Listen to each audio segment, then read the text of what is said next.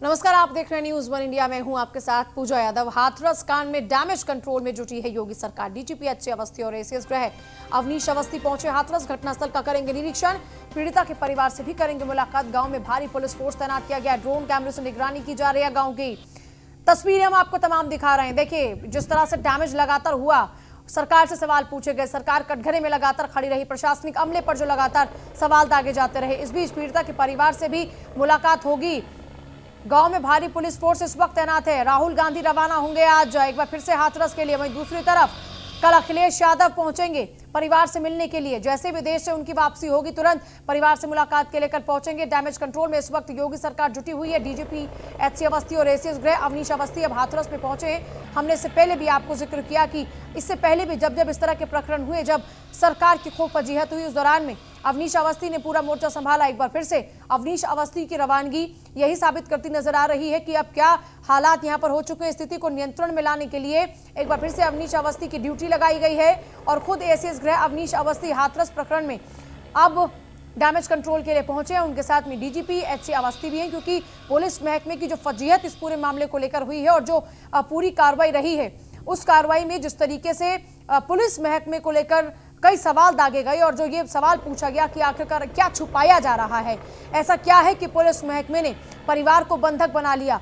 परिवार को 48 घंटों तक किसी से मिलने नहीं दिया गया। आखिर इसकी क्या वजह रही कि गांव को इतना ज्यादा फोर्स के साथ कवर कर दिया गया, बैरिकेडिंग लगा दी गई। आखिर ऐसा क्या रहा इस पूरे मामले में? ऐसी कौन सी वो गुत्थी है जिसको पुलिस सुलझाने के नाम पर मीडिया से लोगों की दूरी बनाए रखने के लिए प्रयास करती रही? पूरा का पूरा पुलिस फोर्स, पूरा का पूरा पुलिस अमला यहां पर तैनात कर दिया गया। भारी पुलिस फोर्स यहां पर तैनात कर दी गई। पत्रकारों के साथ में अभद्रता हुई, दुर्व्यवहार उनके साथ में हुआ, खूब धक्का मुक्की इस दौरान में होती रही। डैमेज कंट्रोल में अब योगी सरकार जुटी हुई है और इसी डैमेज कंट्रोल के लिए डीजीपी एचसी अवस्थी और एसीएस गृह अवनीश अवस्थी हाथरस पहुंचे हैं। डैमेज कंट्रोल के लिए इनकी जिम्मेदारी लगाई गई है। घटनास्थल का निरीक्षण करेंगे और निरीक्षण के साथ साथ परिवार से भी इनकी मुलाकात होगी। देखिए ड्रोन के जरिए लगातार जो भी वहां पर घट रहा है उस पर नजर रखी जा रही है, यानी कौन कौन वहां पर मौजूद है, क्या क्या वहां पर मूवमेंट चल रहा है, हर मूवमेंट पर निगाह रखी जा रही है। हर मूवमेंट पर निगाह रखने के लिए ड्रोन कैमरे का इस्तेमाल हो रहा है। डैमेज कंट्रोल में इस वक्त सरकार जुटी हुई है और इसी डैमेज कंट्रोल के लिए अब एसीएस गृह अवनीश अवस्थी और डीजीपी एचसी अवस्थी को रवाना किया गया है। पीड़िता के परिवार से भी मुलाकात करेंगे। गांव में इस वक्त भारी पुलिस फोर्स तैनात है। ड्रोन कैमरे से निगरानी की जा रही है। डैमेज कंट्रोल में योगी सरकार कुछ इस हद तक जुटी हुई है कि अब एसीएस गृह और डीजीपी की ड्यूटी लगाई गई है।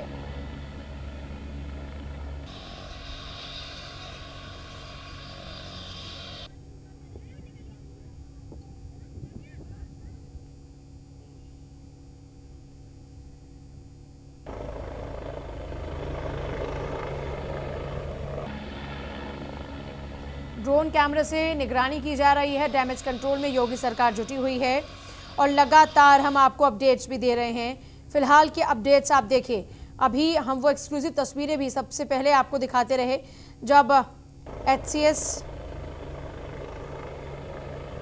माफ कीजिएगा यहां पर अवनीश अवस्थी पहुंचे और डीजीपी पहुंचे। गांव में भारी पुलिस फोर्स तैनात है। इस वक्त डैमेज कंट्रोल की लगातार कोशिशें की जा रही हैं।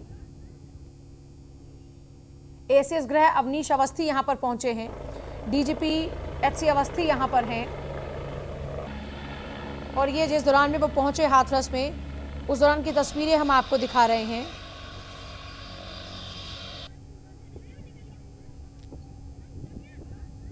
शुभम जुड़ गए हमारे साथ में। शुभम, अब ड्यूटी लगाई गई है एसीएस गृह और डीजीपी की, फिलहाल क्या चल रहा है वहां पर? जी बिल्कुल, इस समय गांव को पुलिस छावनी में तब्दील कर दिया गया है। एडीजी और डीजीपी दोनों यहाँ हाथरस आ चुके हैं और किसी वक्त बिल्कुल गांव में आ सकते हैं, जिसको लेकर उनकी सुरक्षा और पूरी पुलिस फोर्स गांव में मौजूद है और सारे प्रशासनिक अधिकारी भी आ चुके हैं। जो गांव वाले हैं उनको सबको रास्ते से हटा दिया गया है और बिल्कुल रास्ते पर चप्पे चप्पे पर पुलिस है और जो पीड़ित परिवार है उनके लोगों अधिकारी संपर्क कर रहे हैं। उनको अधिकारी उन्होंने घर में सारे लोग इकट्ठे हो चुके हैं और उनके आने का इंतजार है। डीजीपी जैसे आएंगे वो पीड़ित परिवार से मुलाकात करेंगे और पूरी घटना की जानकारी लेंगे और उसके बाद वह लोग कहा जा रहा है कि पीड़ित परिवार से मिलने के बाद यहाँ पर वो प्रेस कॉन्फ्रेंस भी करेंगे। अच्छा शुभम, क्योंकि इनके पहुंचने के साथ ही कई कयास लगाए जा रहे हैं कि यहाँ पर अब जो डैमेज हुआ है उस डैमेज कंट्रोल के लिए इन दोनों की ड्यूटी लगाई गई है और आमतौर पर जब भी इस तरह के प्रकरण हुए हैं इन लोगों ने ही बागडोर संभाली और स्थिति को नियंत्रण में किया है। तो अभी यहाँ पर क्या होने जा रहा है? जी बिल्कुल, ये बात कहा जा रहा है क्योंकि आज से अभी से पहले जब मीडिया को भी आज सुबह ही वैन हटाया, क्योंकि 2 दिन से यहाँ पर प्रशासन ने मीडिया को भी अलाउ नहीं किया था और उससे पहले जो पीड़ित परिवार है उसको जैसा आरोप है कि पुलिस प्रशासन ने उनको बंधक बनाया रखा था, उसके सारे मोबाइल वगैरह भी छीन लिए गए थे।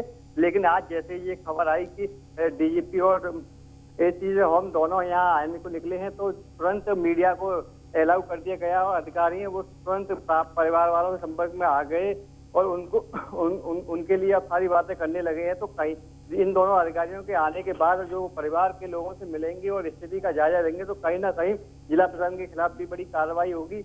और जो जैसे कल रात को ही एसपी समेत 7 पुलिसकर्मी हटा दिए गए हैं तो उसके बाद लगता है कि अब जिला प्रशासन पर भी कार्रवाई होगी और जिला अधिकारी पर भी कार्रवाई हो सकती है। इसके अलावा वहां पर क्या एक्टिविटीज चल रही हैं? जी अगर हम बात करें यहाँ की तो यहाँ पर जो एडीएम से लेकर बड़े बड़े जो अधिकारी हैं नीचे तक सारे अधिकारी गांव में मौजूद है। पीड़ित परिवार के लोग हैं उनके साथ खड़े हुए हैं, सारे लोग पीड़ित परिवार से कर रहे हैं कि उनसे सीधे बात की जाएगी। अब जहाँ पीड़ित परिवार से बात नहीं कर रहे थे नहीं, उनके आगमन के साथ ही गांव में इस वक्त क्या कुछ तेज हो चुका है? जी गांव की अगर बात करें तो गांव में माहौल बिल्कुल शांत है और जो आसपास के जो घर हैं उन घरों को भी बंद कर दिया गया है। जो लोग हैं वहाँ पर जो आपको बता दें कि एक जो पीड़ित है उसके आरोपी के सामने घर है तो वहाँ के लोग भी इकट्ठे हुए हैं, दूसरे पक्ष भी लोग इकट्ठे हुए हैं। उनका भी कहना है कि हम भी अधिकारियों के पास अपना पक्ष रखेंगे। चलिए, बहुत शुक्रिया।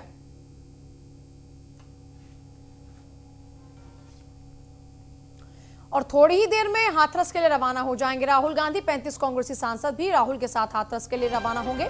डीएनडी बॉर्डर को सील किया गया है, पुलिस फोर्स तैनात की गई है। कमिश्नर आलोक सिंह ने खुद कमान को संभाल लिया है। तो देखिए, एक तरफ 35 कांग्रेसी सांसदों के साथ में राहुल गांधी तैयार हो चुके हैं और अब से कुछ ही देर में हाथरस के लिए रवाना हो जाएंगे, लेकिन दूसरी तरफ डीएनडी बॉर्डर को सील कर दिया गया है। और अभी देखिए, अगर आज की बात करते हैं तो जिस तरीके से एसीएस गृह वहां पर पहुंच चुके हैं, डीजीपी वहां पर पहुंच चुके हैं, फिलहाल में वहां पर लगातार जो अधिकारियों का जमघट है वो लगना शुरू हो चुका है। इस बीच राजनेताओं को, क्या विपक्षी राजनेताओं को वहां पर जाने का मौका मिलेगा?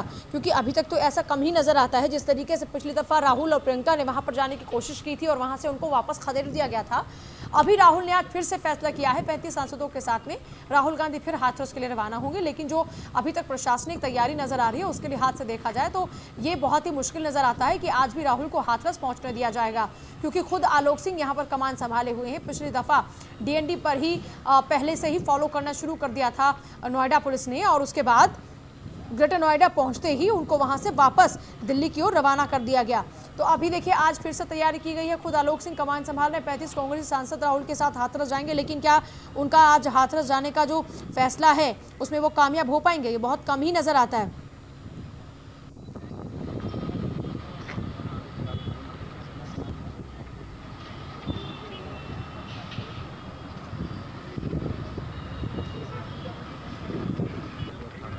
डीएनडी बॉर्डर को सील कर दिया गया, पुलिस फोर्स तैनात की गई है। थोड़ी देर में हाथरस के लिए राहुल गांधी रवाना हो जाएंगे। एक बार फिर से आज राहुल गांधी जाएंगे।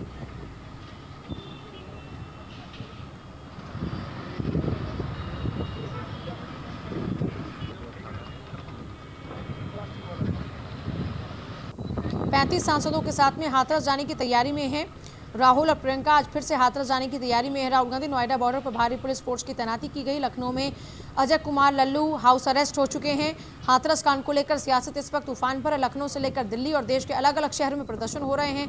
कांग्रेस लगातार यूपी सरकार को घेर रही है। नोएडा से मुकुल तिवारी मेरे सहयोगी इस वक्त है। मुकुल, एक तरफ राहुल प्रियंका की तैयारी है हाथरस की और रवानगी की, दूसरी तरफ आलोक सिंह मौके पर मौजूद हैं क्या? जी बिल्कुल, आपको बता दें कि यहाँ पे जो है भारी पुलिस फोर्स जो है यहाँ पे तैनात है और यहाँ पे जो है लगभग पूरी जो चेकिंग व्यवस्था है पूरी चल रही है। 0 पॉइंट पे बिल्कुल यहाँ पे चेकिंग चल रही है डीएनडी पे। और बता दें आपको डीएनडी पे जो है दिल्ली से लेकर नोएडा तक कई किलोमीटर तक जाम है। तो पूरी उम्मीद है कि राहुल गांधी यहाँ आएंगे तो उन्हें रोक लिया जाएगा। और आपको बता दें एम्बुलेंस भी काफी फंसी हुई है पूरे जाम में, जो है उन्हें भी निकालने का पूरा प्रयास कर रही है पुलिस। लेकिन ये जो मेन रास्ता है, क्योंकि ये सीधे एम्स से यहाँ पे सीधे ये डीएनडी की तरफ आता है, तो एम्बुलेंस काफी यहाँ पे आती है।